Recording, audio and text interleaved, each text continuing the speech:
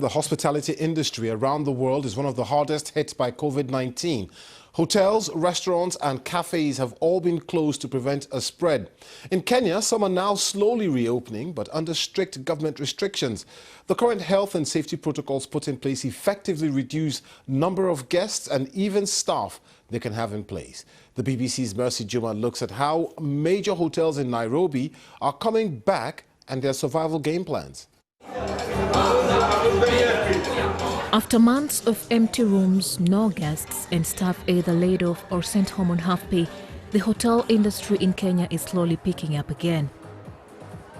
3 months after temporarily closing, one of the country's most luxurious hotels, the Villa Rosa Kempinski, just opened the doors to one of its 3 restaurants. There's no more buffet service and operations have changed. From signage everywhere for people to social distance, several sanitation points, temperature checks, and the use of gloves and masks. I think it will take to go back to normality 18 months. To go back at the volume of 2019. Everyone, the common consensus is to have a 2021 to rebuild the business, and 2022 to go back at the volume pre-COVID.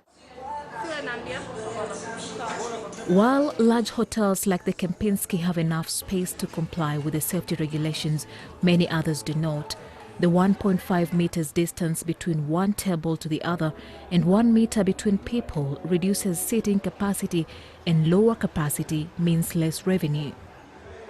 For stakeholders in this industry, the top priority right now is survival. The Sarova Pan-Afric is a 5-star hotel in Nairobi.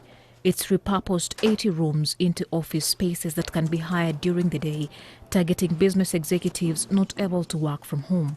So with the Serenity, I'm able to cover a lot more in this space as opposed to home because of the minimal distractions.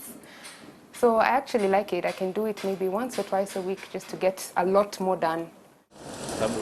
So far, Kenya has lost 50% of total annual tourism earnings due to the coronavirus pandemic. That's about $810 million based on last year's revenue. This is a health issue, so it's important that we play our part. So, of course, things like the social distancing, things like wearing face masks, things like personal hygiene, those are very, very important. But for an industry like ours, where you need to travel to enjoy the products, we cannot operate in a situation where we are on lockdown. It's just not sustainable for us. We're burning a lot of cash. Cash flow right now is the only metric that we're looking at as businesses. Players agree that product innovation, good pricing for the domestic market product, and gaining the trust of travelers through prioritizing their health and campaigns is probably the only way to reassure the world that Kenya is safe. Mercy Juma, BBC News, Nairobi.